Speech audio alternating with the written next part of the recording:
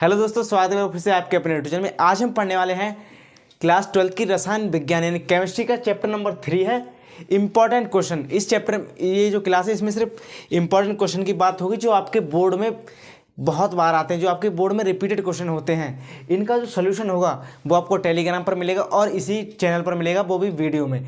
Channel पर आएगा, video आएगी और टेलीग्राम पे इसके आपको पीडीएफ मिलेंगे। टेलीग्राम पर भी ज्वाइन कर लेना, लिंक डिस्क्रिप्शन में है और वीडियो का भी लिंक डिस्क्रिप्शन में है, प्लेलिस्ट में है, आप जाकर देख लेना। टेलीग्राम ज्वाइन करने का ये फ़ायदा है, आपको इसके प्रॉपर तरीके से नोट्स मिल जाएंगे, आपको कहीं ढूंढने की ज़रूरत नहीं पड़ेगी। तो चलिए आज क्लास शुरू करते हैं। सबसे पहला क्वेश्चन है हमारा, नेट समीकरण की व्याख्या कीजिए। नेट समीकरण की जो आपने सुनी होगी, इसके बारे में पढ़ा भी होगा आपने, नॉर्मल आप पढ़ चुके हैं इसके बारे में ज़्यादातर चीज़ें। और अब आप टाइम आ गया है इंपॉर्टेंट पढ़ने का। इंपॉर्टेंट वैसे होता तो कुछ नहीं, इंपॉर्टेंट ये होता है ऐसा ना हो हम पढ़ने बैठे कोई अच्छा क्वेश्चन ना छूट जाए, इसी को इंपॉर्टेंट कहते हैं। तो पहला क्वेश्चन हमारा, नेट समीकरण की व्याख्या कीजिए। और इसकी डेटों की बात करें तो 16, 17, 18, 20 बहुत ही ज़्यादा इंपॉर्टेंट क्वेश्चन है। ये शायद 22 में भी आया था, मैंने डेट लिखी नहीं है, लेकिन बहुत मोस्ट इंपॉर्टेंट क्वेश्चन है इस चैप्टर से, तीसरे चैप्टर से ये अच्छा क्वेश्चन है। नेक्स्ट क्वेश्चन है, साम्य स्थिरांक की गणना कीजिए नेट समीकरण की सहायता से कीजिए। जो साम्य स्थिरांक है इसकी हमें गणना करनी है, इसके बारे में हमें बताना है, लेकिन हेल्प लेनी है हमें नेट समीकरण की। नेट समीकरण की सहायता से हमें करना है इसे। और ये डेट है 20 में आया है, 19 में आया है।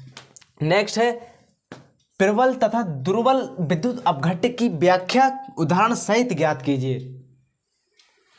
प्रबल तथा दुर्बल विद्युत अपघट्य की व्याख्या उदाहरण सहित ज्ञात कीजिए। उदाहरण के साथ हमें बतानी है, उदाहरण सहित ज्ञात कीजिए। और इसकी डेट की बात करें तो 19, 17, 20, 22 मोस्ट इंपॉर्टेंट क्वेश्चन आपके लिए। देखो ये वही क्वेश्चन हैं जो आपके बोर्ड में रिपीट हुए हैं काफ़ी बार।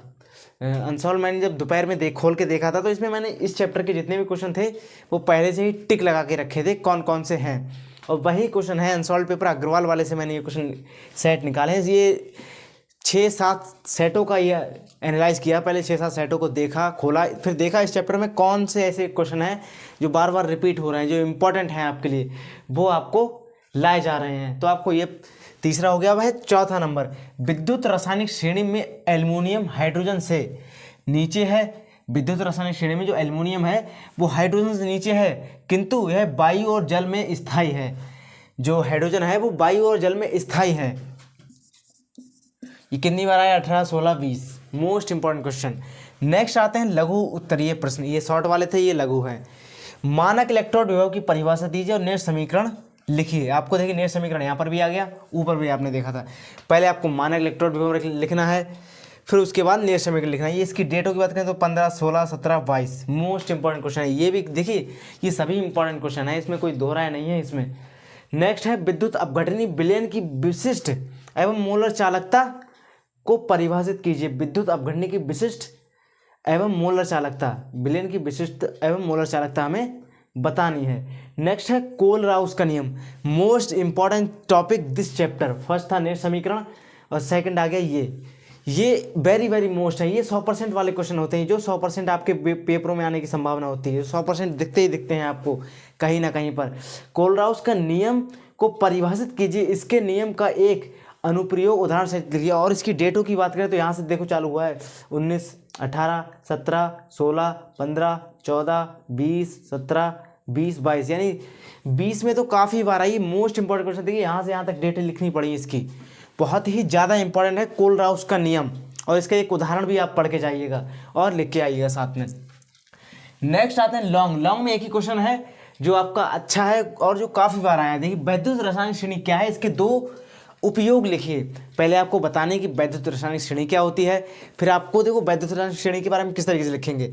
पहले आपको वैद्युत रासायनिक श्रेणी बतानी पड़ेगी, फिर उसके थोड़ा सा इमेज बना के दिखाइए और उसमें इलेक्ट्रोड विभव, मानक इलेक्ट्रोड विभव भी बता दीजिए, और उसके बाद बता दीजिए इसके 2 उपयोग क्या होते हैं। तो ये इसकी जो डेटों की बात है 16, 14, 17, 17, 20, 22 मोस्ट इंपॉर्टेंट क्वेश्चन है लॉन्ग के लिए। केमिस्ट्री में अगर लॉन्ग बना तो 2-3 चैप्टर होते हैं उनसे लॉन्ग बनता है, कि ये हो गया और एक तो इसका जो नेक्स्ट चैप्टर है उसके रासायनिक प्रगति, उससे बनेगा लॉन्ग। नेक्स्ट है, अब इसमें क्वेश्चन आते हैं कुछ आपने देखा होगा इस चैप्टर से एक ही टाइप के क्वेश्चन आते हैं। ओनली वन टाइप, एक ही टाइप के क्वेश्चन होते हैं और एक ही टाइप के छपे हुए मिलेंगे आपको।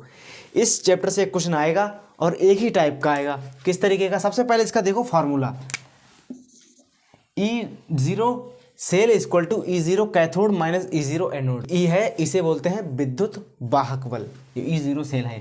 तो E0 cell equal to E0 cathode minus E0 anode, ये है इसका फॉर्मूला।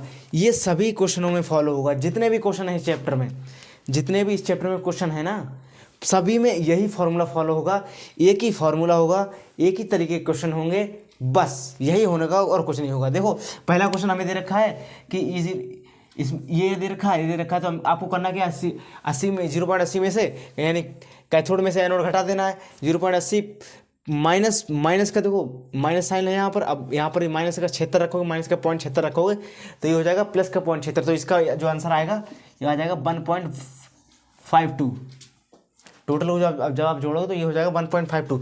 इसी तरीके से इसमें भी विद्युत भाग बल की गणना कीजिए, और हमें ये दे रखा है और वही फार्मूला लगाना है, घिसा पिटा एक ही फार्मूला है इस पूरे चैप्टर में।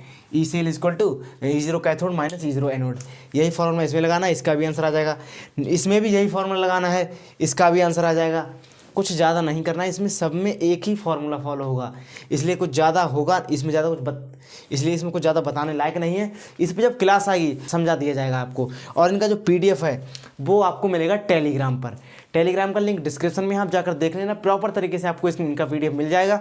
चैनल पर नए हैं सब्सक्राइब कर लेना। मिलते हैं अगली क्लास में, तब तक के लिए जय हिंद जय भारत।